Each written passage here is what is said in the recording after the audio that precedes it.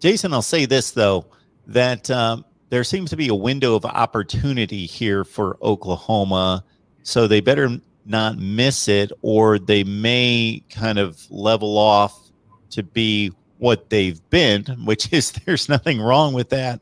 For sure, they're dominating the conference, but if you follow me on this, they have failed in the college football playoff. They played one really competitive game. Then the other two, they were outmatched to a certain extent, certainly against LSU. Alabama, we could argue all day. Pro-Oklahoma people would say they made a great comeback, and it was a competitive game, and they gave Alabama a scare. Other people would say Alabama took their foot off the pedal, and they had the game in hand. I think there's some truth somewhere in between. But basically, the bottom line is that they've got 4 college football playoff appearances, and they're 0 for 4.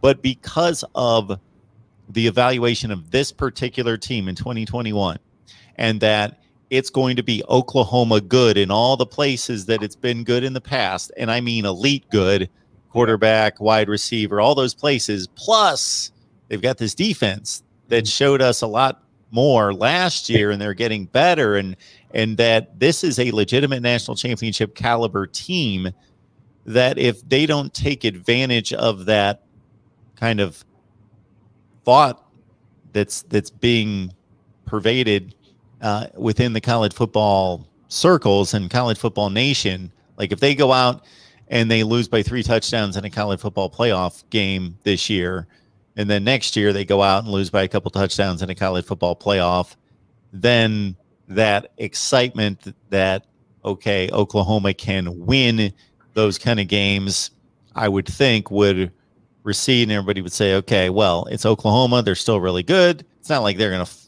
run off the rails and not be able to get top-level recruits, but that very, very high-end recruit may not consistently acknowledge them and consider them if they're not able to take advantage of this window of time. Yeah, I think it's interesting, Mark, that you bring that up, and I think it's more just, you know, some of the people that I talk to and just kind of understanding. It's almost a if not now when scenario for this Oklahoma team this year. You know, some of the things that we're hearing, you know, specifically when you think about the summer, you know, and Bruce Feldman had a piece on this, and just talking within the program, that a lot of people inside the program are just ecstatic about the maturation of Spencer Rattler that he's made over the spring and over the summer, that, you know, a lot of the things are clicking. You know, he wasn't super comfortable with the offense, and you can understand that, right? Him just coming in the summer in a COVID year, not really having the spring, you know, having to learn everything within a couple of months. And then so I think inside the program, they're really happy at his ability to, you know, have a tighter grasp on the offense, have a tighter grasp on making those quick decisions, moving around in the pocket, typical things that you would see from a second-year quarterback in a big program like this. So I think Oklahoma's excited, certainly excited about that. I think when you think about some of the transfers that Oklahoma has brought in, you know, when you bring in a lot of grad transfers, I think that kind of signals that you want to be in a position where you've missed on a lot of key recruiting areas, or you're in a position where you feel like this is the year you want to win now. So they've got 5 or 6 very key transfers that are going to help them in areas of where they might have had some gaps. Wanye Morris from a tackle perspective is a good one when you talk about Eric Gray from a running back perspective. Even Kavontre Bradford from LSU as of recent. You know, when you look at Eric Gray, Kennedy Brooks, Kavontre Bradford, and then you look at Marcus Major, Oklahoma has, you know, 3 of probably, I mean, as good as 3 or 4 backs as you would expect any team to have in the country. And then when you go to the defensive line, as we've talked about, you know, you have a guy named Perion Winfrey who is, you know, by all accounts has gotten so much better at this point right now than he was last year. He's, you know, he's making the changes that he needs to make to finish, and I think that was some of the problem with him last year. And you got talent all across that defensive line: Isaiah Thomas, Nick Benito. You got, you know, you bringing back some kids that, you know, that were out from from a COVID set out perspective last year, opt out. Oklahoma has the most depth that they've had at every single position on the defensive side of the ball than they've ever had. So, yeah, I mean, I'm with you. I mean, I think if you go through, thinking of things, if you don't have, a catastrophic injury or, a large amount of kids being out at a certain position or something like that, if Oklahoma at the very least does not win a playoff game, I mean, it's probably about as close to national championship or bust as you can kind of think about. And I think that's no different than Ohio State or no different than Clemson or Alabama. If they don't win a national championship, it's kind of considered a little bit of a disappointing season.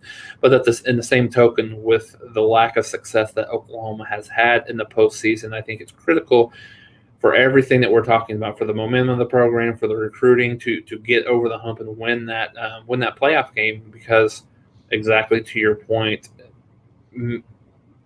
I don't know if I would say that the window is closing, but it might be down a little bit. The window might be coming down a little bit, just in terms of the experience that they have at the right positions this year for the Sooners.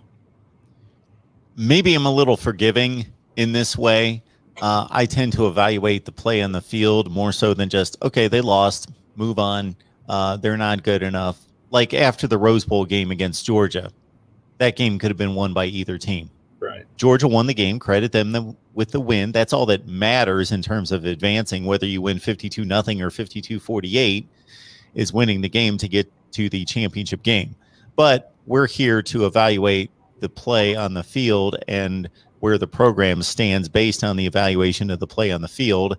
Yeah. And I came away from that game thinking, okay, well, that game was a toss-up. I don't even know who's better. I think Georgia's still better, just based on recruiting talent and so forth and so on. But basically, just watching the game, if you took the names and the colors off the jerseys and they just played a football game, I'd be like, okay, those two teams could play 100 times and it could be 50-50. Yep. So that's one evaluation. Then the evaluation versus Alabama and LSU were different. So that leads me to, for me personally, and I know I'm an outlier most of the time, is that if Oklahoma makes the playoff this year and they run up against, of course, one of the top 3 teams in the country, and it's 45-42, pick the score. It's a great game. Then I'm going to come away, even if Oklahoma loses, and say they're one of the best teams in the country. But I know because of this build up toward 21 for them, and because of the 4 disappointments in the playoff, that a lot of people are going to be like, yeah, it was a great game, but they didn't get it done. Same old Oklahoma. They're not ready for this. So if they could win a playoff game, Jason, and then even if I know it's national championship or bust to a certain extent, and I agree with you that they're in that category of that small collection of teams that it's kind of like, well, this is the reason we're playing, is to win the national championship. But if they get to the national championship, they will have knocked off one of those big boys, most likely. Yeah. And they play a competitive national championship game and lose by a touchdown, lose by 10. I think that would be a significant step. I completely agree with you, Mark. And I think to your point, to a certain extent, the playoff game doesn't matter the score as long as Oklahoma is able to win that game. Now, if they're not able to win that game, if it's 45-42 or if it's 17-14, whatever the score is, I think it brings up a lot of questions probably within the program. Not that it's worst case scenario or anything like that, but I think, if you're Lincoln Riley, you have to wonder, can I win a championship at Oklahoma? Because he's been linked to a lot of NFL jobs, and he's said that, he does have, it's intriguing to him. He has said that it's intriguing, but I think there's probably 1 or 2 specific jobs that he would be potentially something that would be interesting to him. But, when you think of how much infusion of talent that Oklahoma has had on this roster coming into 2021, and then you look at the coaching staff that they have on both sides of the ball. When you look at all of it put together, the schedule is a little bit lighter this year. You look at Oklahoma from a conference, and they are, they're significantly better than everybody else. You know, they should, obviously Iowa State's there, Texas is there, Oklahoma State's there, but they're better across the board than anyone else. And it's not, you know, there's some, you know, we've got into this discussion, how wide is the gap between, you know, Oklahoma and Iowa State versus, you know, Clemson and North Carolina, or, you know, Ohio State and Wisconsin, just for an example. But I mean, I think it's comparable. So I think when you think about everything that kind of comes into play this year for Oklahoma, given the fact that, you know, in the past, if they've had a year like this where they're anticipated to be, you know, be very good and challenge for a championship, you know, if they have a key loss at a certain area, I mean, it's damaging. I think, but I think this year, when you look at every single positional group for the Sooners, I think they could absorb a couple of losses and still be okay, and still be, you know, pretty close to the same level that they have been previously. I think the one exception could be the offensive line, and, you know, the Stacey Wilkins transfer, or, you know, transfer portal announcement is, I mean, he wasn't going to be a starter, but he probably would be a guy that might have provided some depth. But, you know, it could be one of those things through the summer. He was told that he's not going to get a lot of playing time, even in a backup role. So that's why he is moving on. But if Oklahoma has some attrition at any position, the offensive line probably would be the area that I would be most concerned with, given the fact that they were a little bit not quite as good as you would expect last year. Still good, but not at the same level that they had been previously. So, you know, I think you put all those things together. What kind of questions creep into your mind if you're Oklahoma, you know, at the administration level, at the coaching level, at the player level as well, knowing that, okay, we had all of this in place and we still weren't able to win a playoff game. What does that mindset look like going into 2022? It'd be something that would be interesting to think about if it did happen. But I know for Oklahoma fans and the like, they don't want to have to worry about that. They want to, I think if you win a playoff game, obviously the national championship is certainly the goal this year. But I think if you win the playoff game, I think that puts a lot of pressure, takes a lot of pressure off, and maybe the monkey off their back just a little bit.